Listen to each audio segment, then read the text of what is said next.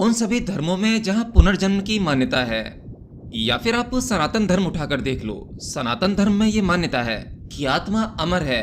आत्मा ना तो कभी जन्म लेती है और ना कभी मरती है। आत्मा की एक लंबी यात्रा है और उस यात्रा में ये आत्मा ना जाने कितने शरीरों को पहनती है।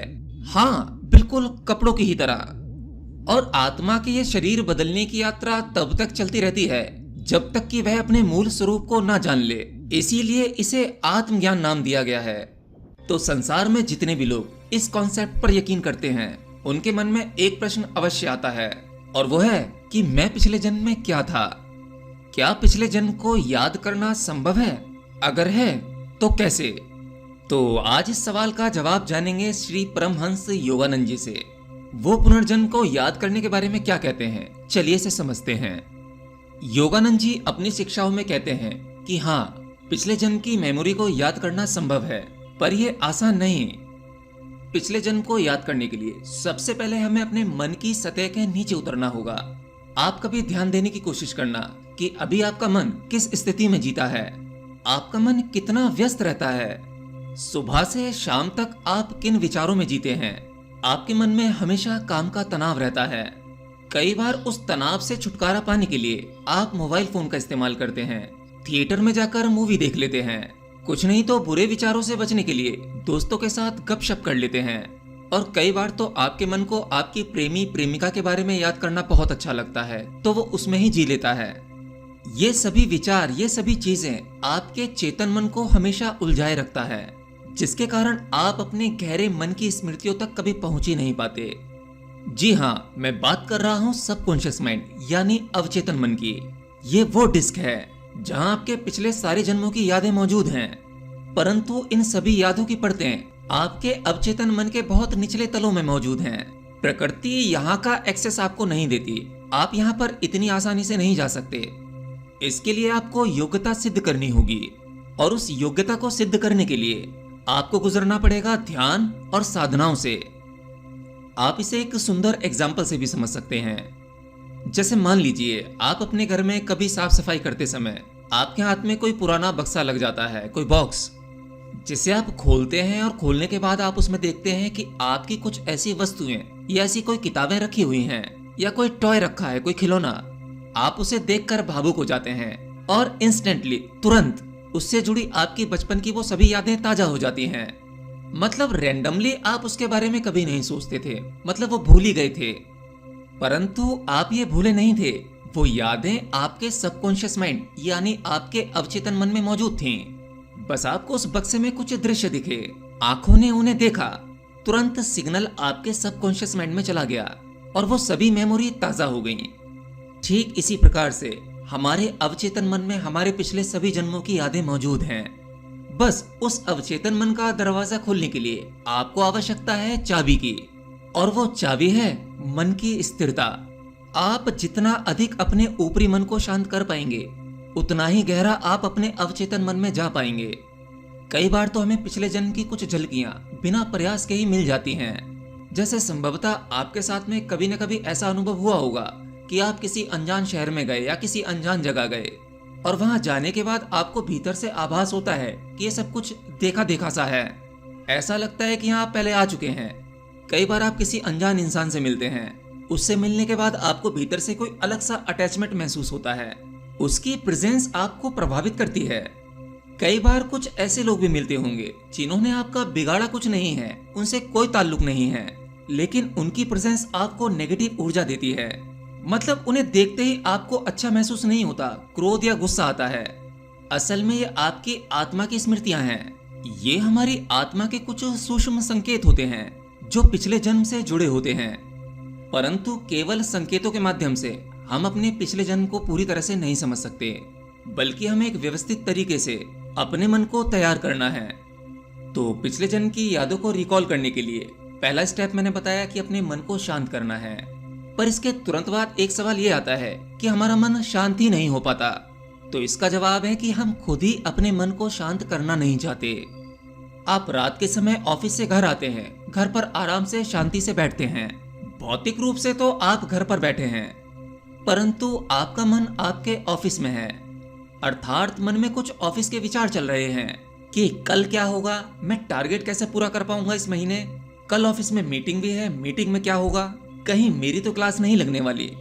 ऑफिस में है तो आपके मन में कहीं और के विचार आ रहे हैं। अगर किसी से बातचीत कर रहे हैं, बातचीत में शब्द कुछ चल रहे हैं, मन में विचार कुछ और चल रहे हैं, अर्थात आपका मन एक पल इधर तो वहीं दूसरे पल कहीं और होता है। कभी आप शांति से ये सोचते हो कि ऐसा क्यों हो रहा है? सोचना या विचार आना, ये प्रोसेस क्या है, ये ऐसा क्यों हो रहा है? नहीं, आप ऐसा नहीं सोचते, आपको इसी सब में जीने की आदत हो जाती है। अब जरा विचार कीजिए, अगर हमारा मन इतना बेचैन है तो क्या वह पिछले जन्म की गहरी स्मृतियों में पहुंच सकता है? बिल्कुल नहीं। योगानंद जी कहते थे कि हमें अपने पिछले जन्म की स्मृतियों तक पहुंचने के लिए अपने मन को बिल्कुल शांत करना होगा, एक शांत झील की तरह। आपने कभी झील में पत्थर फेंका है? जब आप एक साफ झील में पत्थर फेंकते हैं तो तुरंत पानी में लहरें आ जाती हैं। जैसे ही उस झील में लहरें आती हैं, आप उस झील की गहराई में नहीं देख पाते। आपको नहीं दिखेगा कि झील के अंदर क्या है, उसका तल कहाँ है। आपके चेतन मन में इसी प्रकार की लहरें हमेशा चलती रहती हैं। वहां हर कुछ मिनटों बाद कोई ना कोई पत्थर आप फेंक ही देते हो और वो लहरों का कंपन निरंतर चलता रहता है, जिसके कारण आप कभी भी अपने अवचेतन मन तक नहीं पहुंच पाते। परंतु जब पानी शांत हो जाता है तब आप उस झील की गहराई में सब कुछ साफ देख सकते हैं। ठीक उसी तरह से जब हमारा मन शांत हो जाता है तब आप अपने अवचेतन मन की गहराई में आसानी से झांक सकेंगे। तो अपने मन को शांत कैसे करें? इसके लिए सभी सिद्ध पुरुषों ने एक ही बात बताई, ध्यान, मेडिटेशन। भगवान बुद्ध भी जब जाति स्मरण का प्रयोग कराते थे तो वह भी एक ध्यान का प्रयोग है, जिसे विपस्सना या आनापान सती ध्यान कहते हैं। परंतु ध्यान कोई एलोपैथी की दवाई नहीं है कि आपके भीतर जाते ही काम कर जाए। ध्यान एक अभ्यास है, एक एक्सरसाइज जो धीरे धीरे आपके मन को शांत करता है। कुछ उसी तरह से जैसे कोई व्यक्ति जिम में बॉडी बनाने के लिए जाता है तो वह 1 या 2 दिन में एक्सरसाइज करने से उसकी बॉडी नहीं बनती।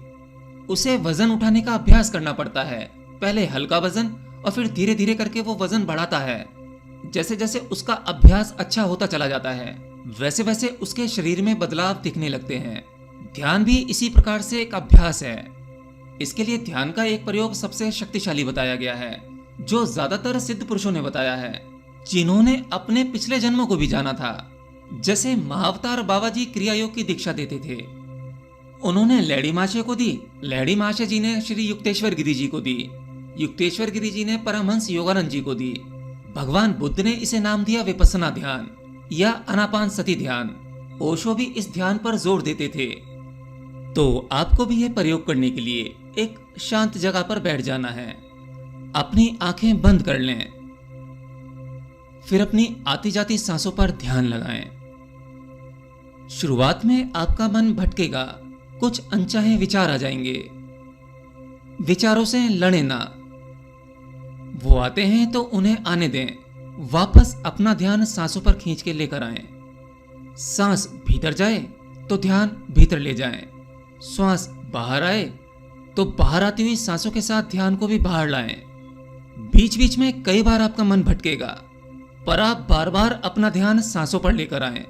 ये क्रिया आपके मन को अनुशासित करेगी और फिर धीरे धीरे आपका वो बेचैन मन आपका आज्ञाकारी सेवक बन जाता है। जैसे जैसे आपका ऊपरी मन शांत होता चला जाएगा, वो फालतू के विचार, वो चिंता वाले विचार नहीं आएंगे। वैसे वैसे आपको अपने भीतर से एक अद्भुत शांति का आभास होगा और यहीं से आपका पहला कदम उठता है, जो आपको आपके पिछले जन्मों की यादों तक ले जाएगा।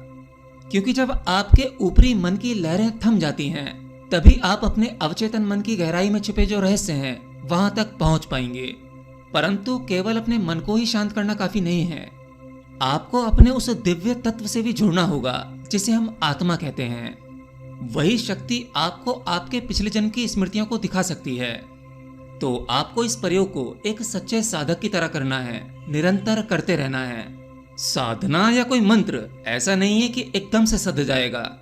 इन्हें सिद्ध होने देने के लिए आपको समय देना होता है, अनुशासित होना पड़ता है, नियमबद्ध तरीके से जीवन में कुछ रूल अपनाने पड़ते हैं। ऐसा नहीं है कि आप दुनिया संसार के झंझटों में फंसे हुए हैं, और ये प्रयोग आपको मिल गया और इस प्रयोग में आप बैठे और तुरंत आपको पिछले जन्म की सभी स्मृतियां याद आ जाएंगी। पहले आपको इसके लिए पकना होगा और साधना वो तरीका है, वो चाबी है जो आपको धीरे धीरे वहां तक ले जा सकती है। परंतु साथ ही साथ आपको ये भी सोचना होगा कि आप अपने पूर्व जन्मों की यादों को जानकर क्या करेंगे। आपका उद्देश्य क्या है? क्या आप इसे ऐसे ही मजे के लिए जानना चाहते हैं? तो आप इसे नहीं जान पाएंगे, क्योंकि असल में इसका एक आध्यात्मिक उद्देश्य है। जब आप अपने पिछले 1-2 जन्म जान जाते हैं और उसकी प्रमाणिकता आपको मिल जाती है, तो आपका ये जन्म बदलना तय है। जब आप देखते हैं कि आपने जब पिछला जन्म लिया था वहां क्या क्या गलतियां की थीं, जिसके कारण आपको फिर से इस पृथ्वी पर आना पड़ा, और अभी जो जीवन में कष्ट मिल रहे हैं उसका कारण आप जान पाते हैं। जैसे जैसे आप अपने पिछले जन्मों में जाते रहते हैं, वैसे वैसे आप जान पाते हैं कि बार बार एक साइकिल रिपीट हो रहा है। फिर से नए नए कर्म बन रहे हैं और फिर से उन्हें चुकाने के लिए आपको बार बार आना पड़ रहा है। ये सब कुछ जानने के बाद आपको इतना समझ में आ जाना चाहिए कि वहां मैंने जो गलतियां की थी उसे सुधारने का मौका मुझे मिला है।